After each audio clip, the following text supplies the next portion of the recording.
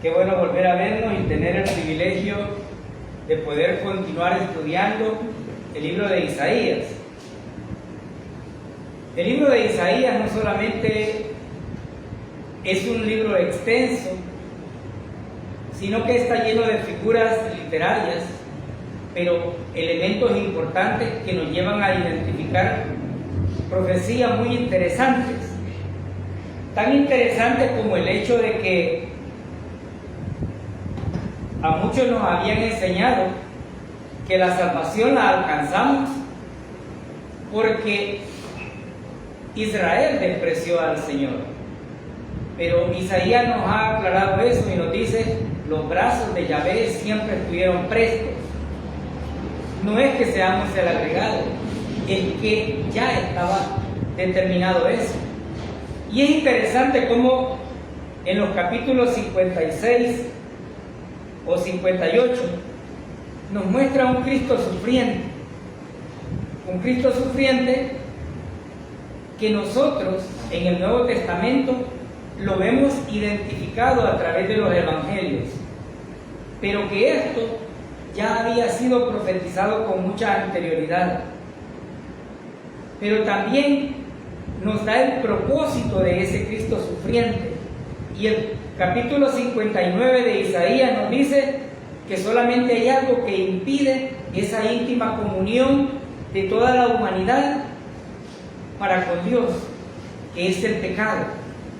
Un pecado que, aunque algunos digan no existe la palabra, sabemos perfectamente que constituye fallarle al blanco, y el blanco perfecto es Cristo. Por lo tanto, el pueblo judío, que es a quien se le fueron dadas cada una de las profecías, tenía como propósito principal mostrar a Yahvé como el único, eterno y poderoso soberano. En este capítulo 60, que es el que estamos estudiando, observamos al Redentor y cómo Yahvé utiliza a los pueblos de acuerdo a su propósito o de acuerdo a su manera de actuar para con los judíos. Aquí hemos aprendido en 2 versículos algo importante. El brillo y el poder que Israel puede tener no es propio, es porque ellos reflejan la gloria de Dios. Es decir, es Yahvé mostrándose a través de, pero no es un brillo propio, porque muchas veces hemos criticado a Israel y decimos cómo fueron tan testarudos, pero también cuando hacemos eso podemos autoexaminar nuestras vidas y llegar a la misma conclusión. Pero el capítulo 60 nos muestra cómo era la obligación de este pueblo. Pero el versículo 1 y el versículo 2 le dice a Israel: levántate y resplandece. Alguien puede decir: yo soy bueno, yo hago esto, yo hago lo otro, y tratar de brillar con su propia luz. Pero si esta persona es un creyente, déjeme decirle, no está brillando con luz propia. Porque Efesios capítulo 2, versículos 9 y 10 dice que somos hechura suya, creados a imagen, y que lo que nosotros producimos fueron las obras que el Señor ya dio para que las pudiéramos hacer. Y lo hemos manifestado constantemente, porque el ser humano es tan orgulloso que cuando alcanza un éxito siempre dice: mírenme a mí. Pero no es usted, no soy yo, es Dios actuando por medio de él. Y en este libro, o en este capítulo específicamente, observamos que la manifestación de Isaías cuando profetiza parecieran palabras como algo que ya sucedió, pero que nosotros entendemos que no han pasado. Y lo vimos, por ejemplo, en el versículo 1, donde le dice: levántate, resplandece, porque ha venido tu luz la gloria del Señor ha nacido sobre ti. Si usted observa el verbo, porque ha venido, o sea, ya pasó, pero era una profecía. ¿Ya había venido? No, no había venido. Aquí aprendemos otra cosa importante. El tiempo de Dios no es como nosotros lo creemos. Y aquí podemos entender particularmente que Dios ve las profecías al otro lado ya de la imagen. Porque ya no se trataba únicamente de eso, sino que Él estaba manifestando sus profecías como algo que ya Él lo había predicho y por lo tanto así iba a suceder. Y aquí surgen algunas expresiones de algunas personas que dicen: entonces ya Dios tiene todos los planes y lo que nosotros hagamos en nuestro caminar ya está predicho. Pues no del todo así. ¿Cómo no vamos a entender? La Biblia nos manifiesta que a Ezequías le dijo el profeta: prepara todo, que vas a morir rápido. Pero el hombre se postró o se dio vuelta hacia la cama, oró al Señor y el Señor dio más tiempo de vida. Entonces, esto nos muestra que aunque tenemos un propósito o una vida guiada por medio de Dios, nosotros también tenemos una parte importante que hacer. Este poema profético que estamos estudiando no solamente habla de la restauración. En la última parte que vimos de Isaías, entendimos que el Señor se airó, castigó a su pueblo, pero le envió un redentor. Y en este caso el redentor era Ciro, para sacarlos del cautiverio. Pero en la segunda parte de esa división entendimos que ya no iba a ser el redentor humano, sino el Hijo de Dios Todopoderoso, el Cristo sufriente, quien anuncia un nuevo reino. Y cuando leía esto me acordaba cómo Lucas va describiendo las conductas del nuevo reino y va definiendo constantemente qué es lo que realmente Yahshua quería para su reino y cómo iba a restaurarlo. Como complemento de lo que hemos aprendido en Lucas, yo los voy a invitar para que vayamos al versículo 3 en adelante del capítulo 60.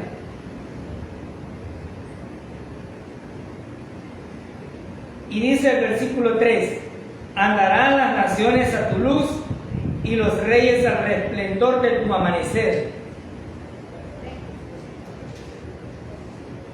Israel había estado castigado por mucho tiempo. La disciplina no es nada agradable cuando la recibimos, pero muchas veces es necesaria para que nos demos cuenta qué cosas hacemos mal. El oro, para poderlo lucir como ustedes a veces lo utilizan como cadena o como anillo, tiene que pasar un proceso muy fuerte. Primero es fundido a la más alta temperatura y posteriormente es limpiado para sacarle todo aquello sucio que tiene. Y después viene siendo moldeado por una prensa, por una hilera, hasta llegar a formar un anillo, una cadena o cualquier prenda de oro. Lo mismo sucede con lo que Yahvé estaba haciendo con su pueblo. Aunque lo tenía como un tesoro precioso, tenía que afinarlo, tenía que quitarle todas esas suciedades que estaban a su alrededor. Y la disciplina llegaba como consecuencia de eso. Pero no solamente eso, tenía que apretarlo, porque así como se estirpa la uva para sacarle el vino, es necesario que muchas veces Dios nos apriete para que sepamos que tenemos a alguien sobrenatural sobre nuestra vida. Y aquí vemos en el versículo 3 que dice, andarán las naciones a tu luz. Pero Israel mandaba así como reflejando luz. Pero la profecía dice que lo va a hacer. Y ustedes dirán, pero si estas profecías están próximas a cumplirse, no le vemos por dónde Israel puede hacerlo. Hay una depravación. Todavía hay un remanente que cree en Jesucristo como Salvador, pero hay un grupo de la línea ortodoxa o radical diciendo que simplemente es un profeta más. Pero algo importante que llama la atención aquí es que Yahvé está diciendo que van a andar así y que esta es una acción constante que refleja la relación que Dios tiene para con su pueblo. Y esta relación no es quebrantable, es totalmente inquebrantable. Israel se pervirtió de diferentes maneras, pero Yahvé siempre estuvo presto su oído a escuchar las súplicas de su pueblo. Y esto nos anima constantemente, porque nos muestra que Dios tiene prestos sus oídos a su pueblo. Y ahora, en este tiempo, cuanto más a aquellos por los cuales entregó su vida y su sangre preciosa. Escucha nuestras oraciones, escucha nuestros clamores. Pero aquí, en este versículo, le dice, andarán así, van a tener que caminar de esta manera. Pero no solamente eso, sino que esto nos lleva a reconocer cuál fue la misión por la cual Yahvé eligió a este pueblo. Y hemos aprendido a través de Isaías cuando le dice, no te elegí porque fueras el más próspero, porque fueras el mejor, no, sino porque yo te elegí. Y vimos en los capítulos anteriores donde le dice, yo soy tu hacedor, yo soy tu redentor, yo te formé. Si nosotros vemos una parte de la historia de Israel, podemos entender que después de tanta disciplina, tanta dispersión, este pueblo llegó a estar inexistente. Y que de la nada, aparentemente, vuelve a surgir para posicionarse y tener el privilegio todavía de ser reconocido como el pueblo de Dios. Todo su alrededor ha tratado de hacer desaparecer a Israel. Pero, ¿lo han logrado? No. ¿Por el poder de Israel? No, porque Dios ha permitido que éste pueda defenderse. La ciencia y la tecnología han avanzado enormemente. ¿Por qué? Porque Dios ha permitido que se vayan dilucidando ideas. Y porque al permitir esto, está mostrando que Él ya lo había dicho anteriormente. Por lo tanto, Israel había sido llamado a hacer luz, pero no lo había sido. Porque al principio, el mismo pueblo pidió un gobernante. Y cuando el gobernante tenía victoria decía, ganamos. Pero cuando el gobernante fracasaba todo el pueblo. Pero jamás entendieron que habían gobernantes buenos y gobernantes malos, siempre y cuando veían el blanco perfecto que era Dios. Y ahora que hay una restauración, manifiesta que esa luz no debe ser ocultada. Al contrario, cada uno de nosotros, en este contexto en el que estamos, hemos sido llamados a hacer luz. Hoy, como creyentes, estamos llamados a hacer luz. Y nuestro Señor dijo, nadie toma una luz para taparla. Por el contrario, es para que resplandezca. Pero la pregunta aquí es, ¿qué hizo el pueblo de Dios, Israel? ¿Hizo resplandecer a Jehová? No. Pero ¿qué hemos hecho nosotros por llevar luz a aquellos que todavía no lo tienen? Muy poco también. Por lo tanto, la constante que le fue encomendada a Israel no la cumplió, pero nosotros tampoco hacemos mérito para cumplirla. Estamos lejos de ser esa luz. Es más, algunas veces hasta damos vergüenza cuando estamos teniendo conductas inapropiadas y nos dicen, bueno, ¿y vos que no sos creyente? ¿Por qué? Porque la gente no está viendo esa luz resplandecer. La gente no está viendo a Dios resplandecer por medio de nosotros. Y esa es la crítica que muchas veces hacemos a Israel, pero estamos en esa misma condición. ¿Que hemos sido llamados en el Nuevo Testamento? Sí. Vayamos a Mateo capítulo 5, versículo 14 al 16.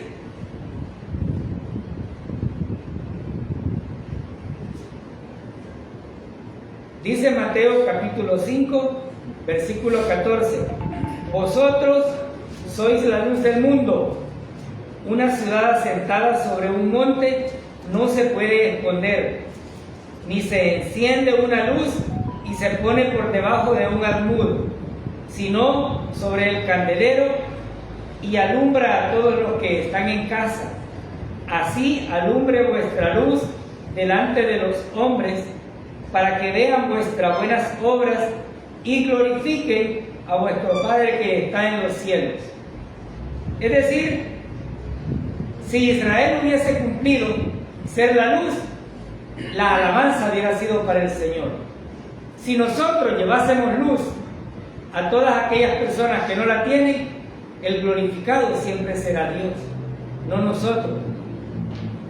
Pero aquí podemos ver que aún con toda esa infidelidad, Yahvé les dice, andarán, lo van a hacer. Pero no solamente eso, sino que agrega en el versículo, andarán las naciones a tu luz, al resplandor de Israel, y los reyes al resplandor de tu amanecer. Para Israel tener un nuevo amanecer es un privilegio, porque le está hablando ya de libertad, de un caminar constante. Y este es el punto hacia el cual se dirige. Para poder hacer eso, el establecimiento del reino, que es el contexto principal, es con el que está iniciando estos versículos.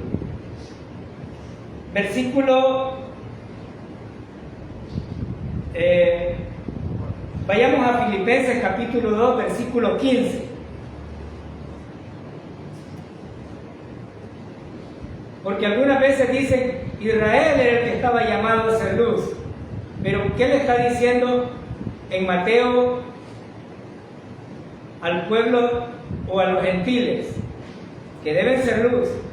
Y Pablo lo ratifica en Filipenses, capítulo 2, versículo 15. Para que seáis irreprensibles y sencillos, hijos de Dios, sin mancha, en medio de una generación maligna y perversa, en medio de la cual resplandecéis como luminares en el mundo. ¿Qué es el creyente? Un luminar. ¿Para qué se tiene un luminar? ¿Para que se apague o para que alumbre? Definitivamente debe alumbrar. Por lo tanto, estos versículos nos muestran una orden concreta de cómo el pueblo de Israel tenía que caminar y levantarse y brillar no con luz propia, sino con la luz de Jehová. Porque cada persona es un reflejo de lo que recibe. Muchos de nosotros todavía nos asombramos de que la luna por la noche alumbra y decimos qué belleza cuando hay una luna llena. Pero ¿sabían ustedes que la luna no tiene luz propia? La luz que refleja es la del sol. ¿Y sabían ustedes que el sol no tiene luz propia, sino lo que Jehová Dios permite que esto se represente? Así Dios lleva el andamiaje de cada una de las cosas. A veces El sol brilla y sale para buenos y para malos, sí, pero ¿quién permite que el sol salga? El Señor. Ya aprendimos en Apocalipsis que va a haber un momento en que el sol se va a ir, se va a oscurecer, se va a poner rojo. Lo más próximo que hemos llegado a ver nosotros son aquellos eclipses, que algunos atrevidamente los tratamos de ver y otros, por el contrario, esperamos que salgan en la televisión. Pero eso solamente es un chispazo de lo que se puede hacer. Versículo 4. Alza tus ojos alrededor y mira, todos estos se han juntado, vienen hacia ti, tus hijos vendrán de lejos y a tus hijas traerán en brazos. Cuando el pueblo estaba oprimido, era esclavo y sus ojos estaban hacia abajo. Cuando estaban en esa perversidad en la que vivían, no podían levantar sus ojos hacia Jehová y verlo con el esplendor necesario. Pero ahora le dice, alza tus ojos alrededor y mira todos los que se han juntado. Y aquí vemos cómo Israel podría constatar con sus propios ojos cómo Yahvé iba a restaurarles e iba a traer a todos, a todas las naciones. ¿Para qué? Para que pudieran ver el resplandor.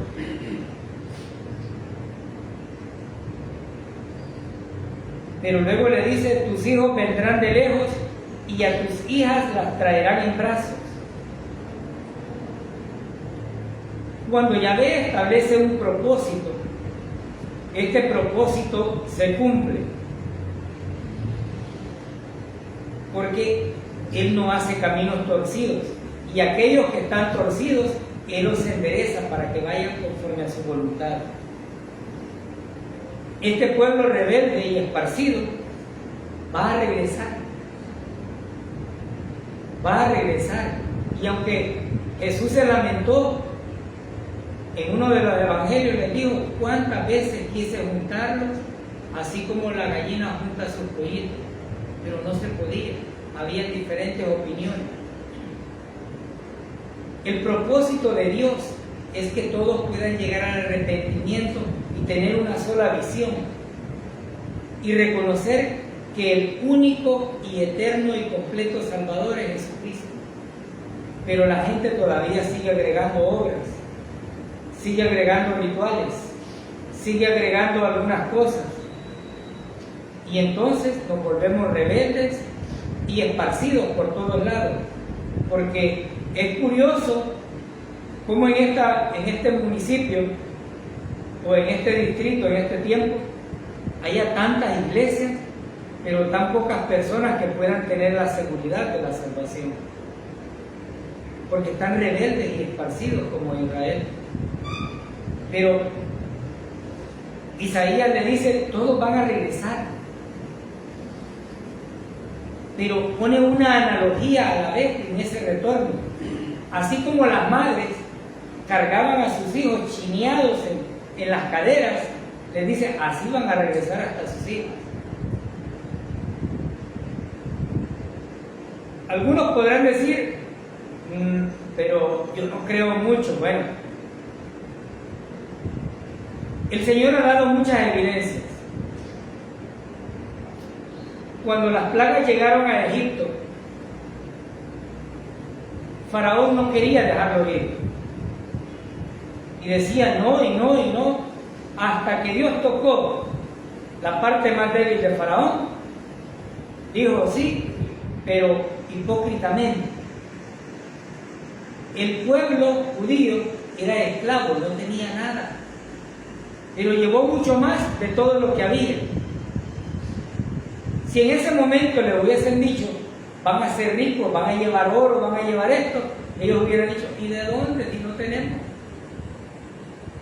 Por eso cuando Jehová dice que hasta chineaditas van a llevar a sus hijas, es de creer, porque el pueblo judío salió con todas las riquezas de Egipto. Y los mismos egipcios se los entregaban así. Entonces, los propósitos de Dios se cumplen. Este llamado que Yahvé está haciendo también trasciende hacia sus hijos. ¿Quiénes son sus hijos? Su iglesia. Todas aquellas personas que han confiado en la obra redentora de su Hijo Jesucristo. ¿Por qué?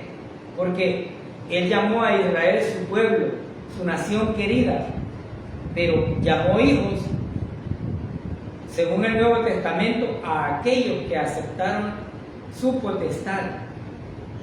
Por lo tanto, dice: vienen hacia ti tus hijos, vendrán de lejos, y tus hijas las traerán en brazos. El reino milenial fue prometido para Israel, pero la iglesia tiene parte en él. No porque sea un Israel espiritual, no, sino porque hemos confiado en la obra redentora de su Hijo Jesucristo. ¿Que la promesa fue para Israel? Sí, esa no cambia. Pero la Biblia dice que donde yo esté, dice el Señor, ahí vamos a estar nosotros también los que hemos confiado en Él. Por lo tanto, estos hijos hacen referencia a eso, porque aunque ahora creemos que la situación está difícil en este tiempo, habrá un tiempo en el que podemos estar con el Señor. Como dijo Pablo, no sé si en este cuerpo o no, pero lo cierto es que un día la promesa de Dios se va a cumplir y vamos a estar en la presencia y vamos a disfrutar de ese reino. Versículo 5 de Isaías: entonces lo verás y resplandecerás, se maravillará y ensanchará tu corazón, porque se habrá vuelto a ti la abundancia del mar, y las riquezas de las naciones habrán llegado hasta ti. Cuando yo veía esto me preguntaba cómo va a ser el movimiento que se va a generar alrededor del mundo cuando Yahvé diga a juntar a todo su pueblo. Los judíos están esparcidos por todos lados.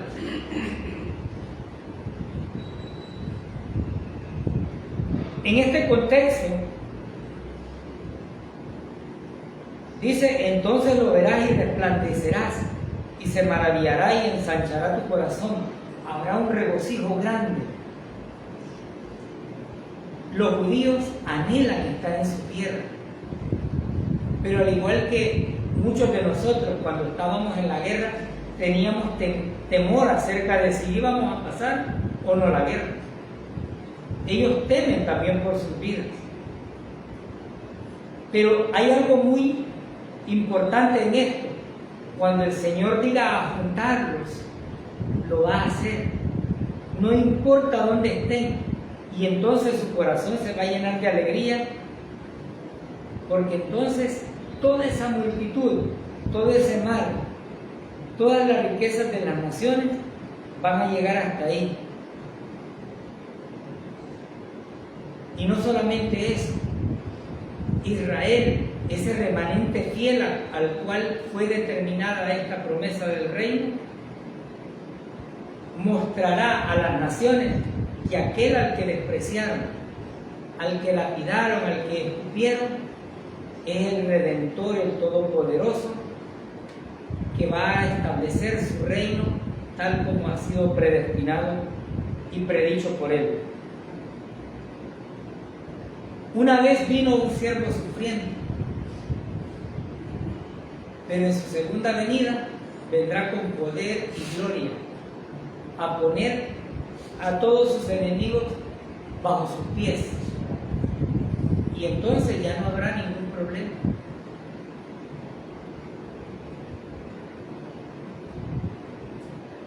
Ver el resplandor y tener esa alegría para Israel es un privilegio, pero la alegría de ellos también es una manifestación gloriosa del cumplimiento de las promesas para nosotros. Porque una vez establecido, una vez haya venido el Señor, todo esto terminará. La Biblia dice en Apocalipsis que habrá cielos nuevos y tierra nueva. Y la gente todavía sigue diciendo, para que deshagan todo esto. Porque muchas veces minimizamos el poder de nuestro Señor. Pero Dios no trabajó para poder ver todas las maravillas que el mundo presenta. Él simplemente habló. Y así como habló, así también puede hablar para que todo sea deshecho. Y hay algo que me llama mucho la atención en toda esta manifestación profética del capítulo 60. Jehová no está reparando lo viejo. Jehová está transformando todo en nuevo. Porque cuando usted y yo confiamos en el Señor Jesucristo, la Biblia dice que recibimos una nueva naturaleza y que las cosas viejas que pasaron, y aquí todas son hechas nuevas. Y usted me dirá, pero yo me veo igual y las canas ahí van. Sí, pero es que lo físico es uno y lo espiritual es otra cosa.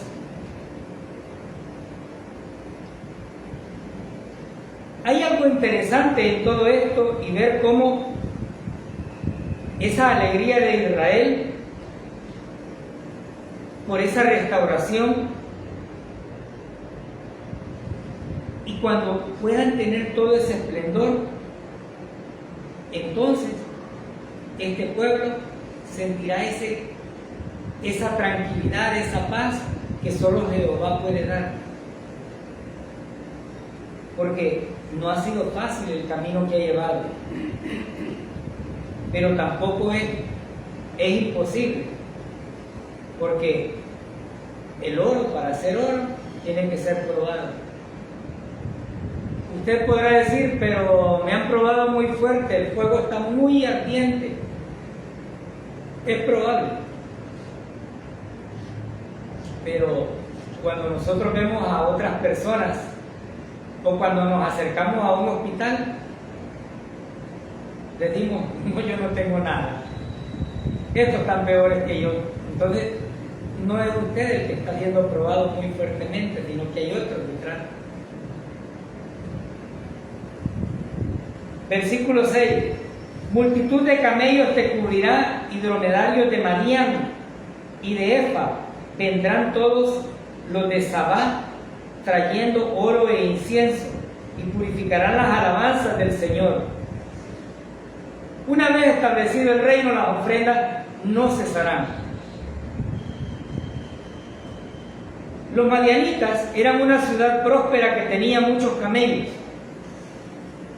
Y no solamente eso, tenían grandes rebaños, cabras, burros, ovejas y mucho oro. Pero en este contexto, este pueblo entendía, pero ¿quiénes son los madianitas en este tiempo? Bueno, dice que los madianitas son la región norte de Arabia Saudita. Esa región donde hay petróleo, donde hay riquezas. Hoy, en pleno siglo XXI, tendrá que adorar al Señor. Y usted me dirá, ¿y cómo si ellos no creen? Sí, no creen. Pero hasta ellos van a tener esa acción. ¿Quiénes eran los de Sabá? Porque algunas veces decimos, ¿y cómo una nación pagana va a adorar a Dios? Y volvemos nuevamente a minimizar el poder de Dios.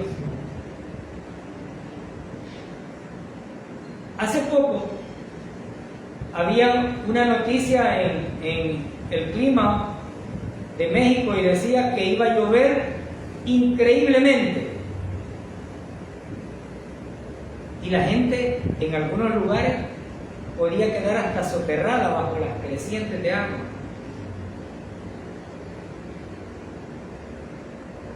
Esto lo permite Dios. Sí, lo permiten. ¿Para qué? Probablemente para eliminar tanta idolatría como México tiene. A nosotros nos sorprenden a veces las imágenes que envían nuestros familiares en Estados Unidos y dicen: ha caído nieve como no tienen idea. Y nos sorprende. ¿Por qué lo hace Dios? Sus propósitos tendrá. ¿A qué quiero llegar con esto? Que no importa qué tipo de nación sea, el Todopoderoso doblegará todas estas naciones para que éstas puedan reconocerle y entender que Él es el único, eterno y completo Salvador. Aquí no se trata del poder militar que una nación pueda tener. Y lo hemos aprendido. Todo el mundo decía: nadie va a sacar a Hugo Chávez de ese lugar. Pero, ¿qué le pasó? Salió. Algunos decían: no hay imperio que pueda destruirme, dijo Nabucodonosor. ¿Y qué le pasó? Se terminó. ¿Hay algo imposible para Dios? No, no lo hay. Cada una de estas naciones tendrá que presentar gloria y alabanza al Señor. Porque hoy por hoy podrán hacer lo que quieran, pero en la segunda venida del Señor y el establecimiento de su reino, ese es otro punto importante. Publicar esas alabanzas, reconocer ese tributo, es declarar abiertamente quién es Dios y las maravillas que ha hecho, convirtiéndolo en gratitud como un testimonio público. Cuando nosotros nos manifestamos como creyentes, estamos alabando a Dios, no diciéndole a la gente que somos perfectos, porque perfecto solamente Dios. Cuando yo digo que soy creyente, estoy diciendo: reconozco que no soy autosuficiente y que hay un Salvador que fue quien me regaló eso. Por lo tanto, la glorificación será únicamente y exclusivamente para ellos. Pero el versículo nos dice que van a llevar no solamente regalos, sino que además dice que van a llevar incienso para adorar, porque es el ritual judío que existía en ese contexto. Ustedes me dirán: ¿y en este tiempo existe? Sí, existe. Paradójicamente, la iglesia tradicional utiliza el incienso para hacer muchos de sus rituales. Rituales que desafortunadamente no llegan a Dios porque ellos no han creído en Jesucristo como su único y suficiente Salvador. Siempre buscan otros intermediarios. Pero el tiempo aceptable lo hemos venido viendo en Isaías, y el testimonio de Isaías dice que Dios tiene los brazos abiertos. La invitación está hecha. Pero muchas veces la gente no quiere aceptar la invitación. A veces esa terquedad con la que destacamos a Israel es más fuerte en nuestras vidas. Porque hay gente que dice: yo aquí nací y aquí me voy a morir. Y sí, probablemente que eso suceda. Pero el problema no es que se vaya a morir. El problema es qué va a suceder después de eso. Porque las personas argumentan y dicen: ¿y quién les ha dicho a ustedes que después de muerto hay algo? Pues Cristo lo dijo. Y si Dios lo dijo, entonces es una verdad.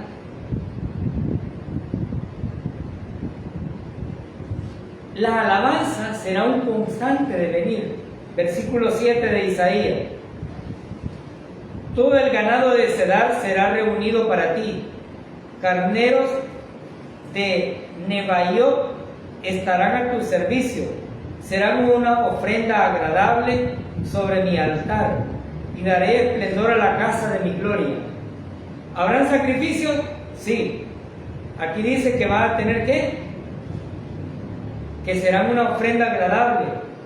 Pero para que haya una ofrenda o un sacrificio, ¿qué necesita el pueblo? Que haya un templo. Ese templo está a días de ser construido. Hace poco veía un reportaje donde salía Benjamín Netanyahu con derecho a corrección y decía, ya está todo listo. Pero la construcción del templo también implica que va a haber una apostasía en ese templo y que los tiempos finales todavía son más próximos. Porque esa maqueta que él mostraba es un lujo de templo. Pero aquí vemos justamente eso, que todo mundo tendrá que generar esas ofrendas. ¿Por qué? Porque yo las tengo, no, porque le pertenecen al Señor. La Biblia dice, de Jehová es la tierra y su plenitud, y todo lo que en ella habita. No es que esto es mío, no, usted es el administrador, yo solo administro lo que Dios permite que tenga. Y créanme, yo me lo repito constantemente, porque muchas veces nuestro orgullo dice, yo tengo, yo hice, yo hago. No, yo trato de administrar, y de paso, como dijo mi Señor, soy mal administrador, porque mis bienes no están al servicio de Dios, sino a los servicios míos.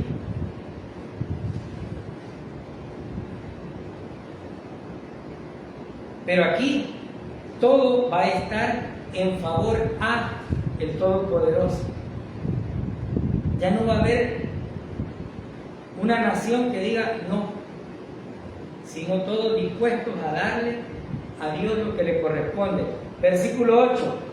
¿Quiénes son estos que vuelan como nubes y como palomas a sus ventanas? Y vemos aquí que Isaías continúa utilizando algunas figuras que manifiestan cómo Yahvé va a traer a sus redimidos. El vuelo o manifestación de vuelo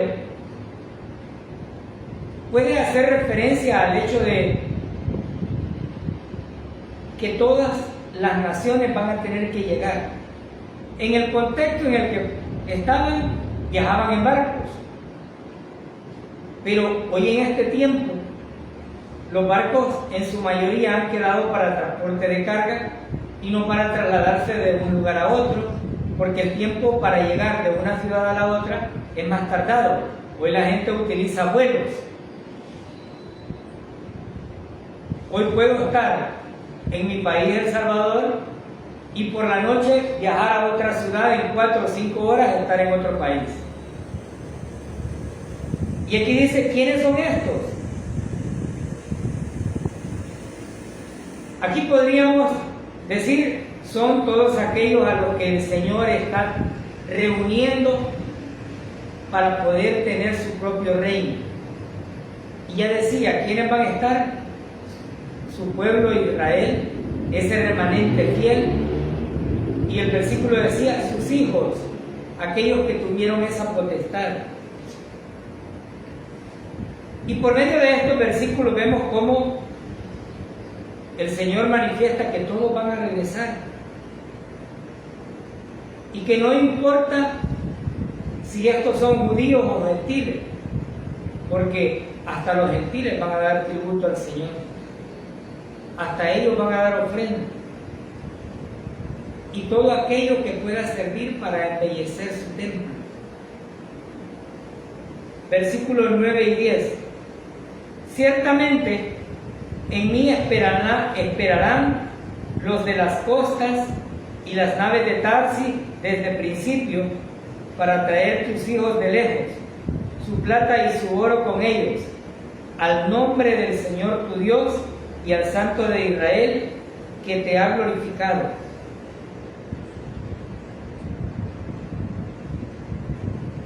Hoy no puede haber persona que diga, yo no sabía que Dios iba a venir. Las redes sociales han promulgado tanto, pero tanto, la venida del Señor. Y la gente, aún cuando no es creyente, dice, un día se va a terminar esto. Y reconocen que se va a terminar algo. Pero no quieren doblegar ese orgullo y reconocer que necesitan de un Salvador.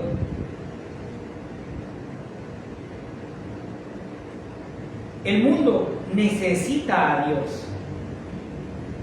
Israel necesita la redención completa de Yahvé para poder ser restaurada, para poder tener toda esa expansión que le fue prometida y que tanto la franja de Gaza, Arabia y todas las naciones a su alrededor tienen, lo va a tener.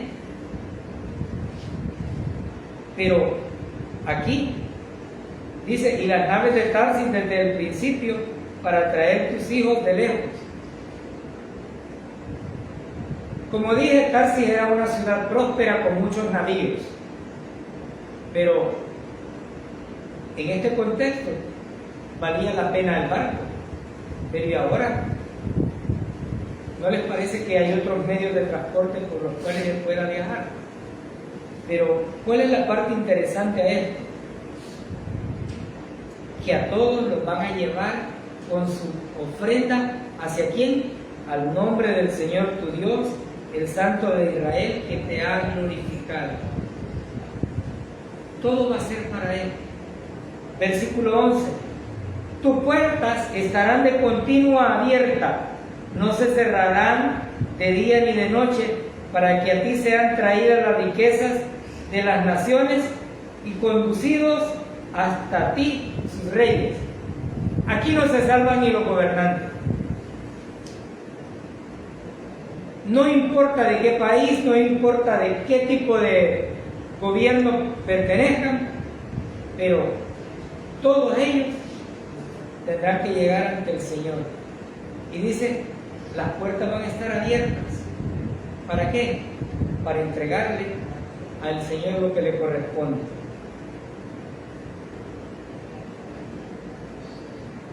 Hoy por hoy, el Evangelio sigue siendo predicado y algunas veces con tristeza cuando se predica, porque no se ve exactamente esa conversión.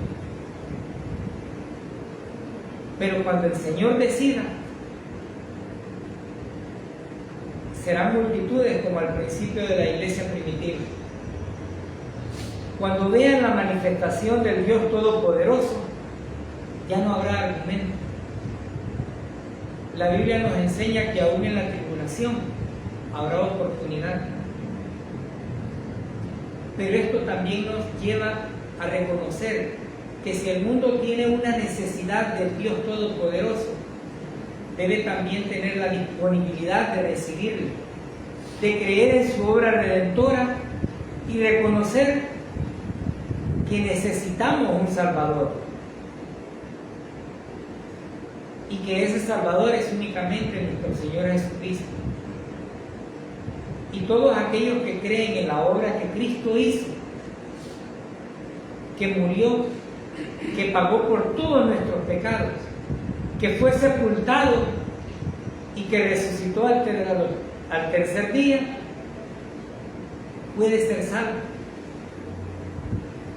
Puede ser salvo, y no solamente eso, sino que su nombre está escrito en el libro de la vida. Estas promesas fueron dadas a Israel, pero no a todo Israel, sino a ese remanente fiel que tomó la potestad de ser llamado hijo. Pero las puertas de la salvación siempre están abiertas. El Señor no las va a cerrar, así como el versículo 11 dice que van a estar abiertas para que le lleven las ofrendas. Están abiertas todavía para que las personas que todavía no son salvas puedan llegar a ese privilegio. No es por obras, no es por venir a una iglesia, es por confiar en la obra de nuestro Señor Jesucristo. Versículo 12. Porque la nación o el reino que no quiera servirte perecerá, del todo será asolado. Wow. No se puede omitir el juicio. Cada dispensación bíblica ha terminado con un juicio porque hay un momento en el que el límite llegó. La maldad trascendió.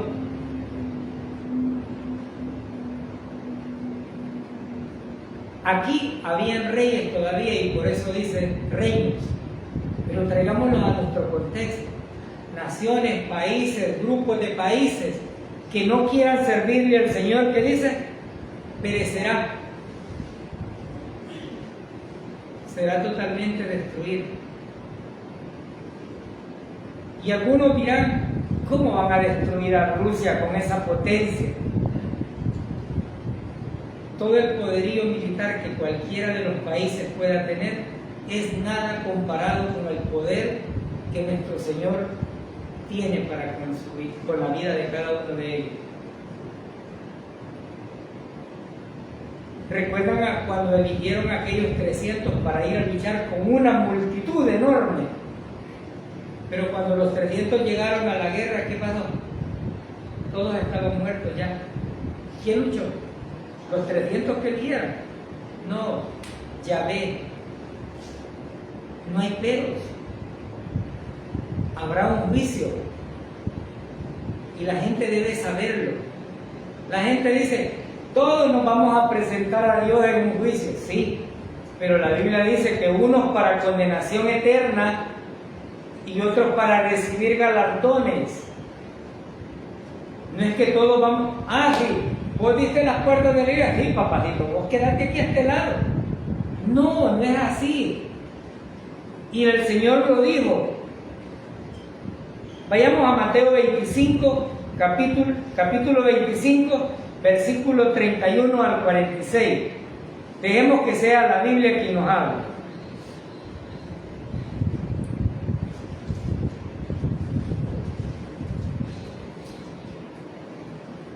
Dice el versículo 31, cuando el Hijo del Hombre venga en su gloria y todos los santos ángeles con él, entonces se sentará en su trono de gloria y serán reunidas delante de él todas las naciones y apartará los unos de los otros como aparta el pastor las ovejas de los cabritos, y pondrá las ovejas a su derecha y los cabritos a su izquierda. Entonces el rey dirá a los de su derecha, venid benditos de mi Padre, heredad del reino preparado para vosotros desde la fundación del mundo, porque tuve hambre y me diste de comer, tuve sed y me diste de beber, fui forastero y me recogisteis, estuve desnudo y me cubristeis, enfermo y me vestisteis, en la cárcel y vinisteis a mí. Entonces los justos le responderán diciendo, Señor, ¿cuándo te vimos hambriento y te sustentamos, o sediento y te dimos de beber? ¿Y cuándo te vimos forastero y te recogimos, o desnudo y te cubrimos?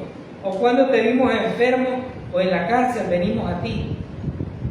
Y respondiendo el rey les dirá, de cierto os digo que en cuanto lo hiciste a uno de mis hermanos, mis pequeños, a mí me lo hiciste. Entonces dirá también a los de la izquierda, es decir, a las naciones que apartó, apartados de mí, malditos, al fuego eterno, preparado para el diablo y sus ángeles. Hagamos una pausa ahí. El infierno no fue hecho para la humanidad, fue hecho para los demonios. Pero la humanidad continúa con la oportunidad de reconocer que Cristo es su único y suficiente Salvador. ¿Habrá un juicio? Sí. Los versículos siguen diciendo, y al final el 46 dice, e irán estos al castigo eterno, y los justos ¿a dónde? A la vida eterna. Habrá un juicio. Las naciones que no le sirvan, las va a raer. tanto, este es el llamado que nosotros hacemos a todas las personas que todavía no tienen a Cristo como su único y suficiente Salvador. ¿Es fácil enfrentar un juicio? Probablemente sí, pero no cuando soy culpable. En la iglesia reconocemos que somos culpables, pero fuimos declarados justos por el sacrificio que Cristo hizo en la cruz. No es que fuéramos inocentes, no es que somos inocentes, sino que nuestras culpas fueron imputadas en Dios a través de su Hijo Jesucristo. Y no estamos diciendo que somos perfectos, no, estamos diciendo que hemos sido redimidos, comprados con la sangre de Cristo. Y si hoy aquellos que nos ven por internet reconocen que pueden ser comprados con la sangre, porque la sangre de Cristo ya fue derramada. Cristo no se derrama todos los años como la iglesia tradicional dice. La sangre de Cristo fue derramada una vez y para siempre, dice Hebreo. Y si creen en esa obra redentora, son salvos y no van a pasar un juicio de condenación, porque en la parábola o en la descripción del rico y Lázaro vemos que va a haber conciencia y no es nada agradable. Por lo tanto, la invitación está hecha y no es mañana, no es que cuando yo esté viejo, no. El Evangelio es esa relación de Dios para con cada uno de aquellos que creen en su obra redentora. No es de sacrificio. Los cristianos no nos privamos de los privilegios que Dios nos da. Al contrario, disfrutamos todo porque entendemos que es la misericordia y el regalo de Dios para nuestra vida. El que tenga oídos para oír, que oiga. Eterno y glorioso Padre, bendito y alabado sea su nombre, Señor. Porque cada vez que nos paramos, Señor, en un nuevo amanecer, entendemos que nuevas son sus misericordias.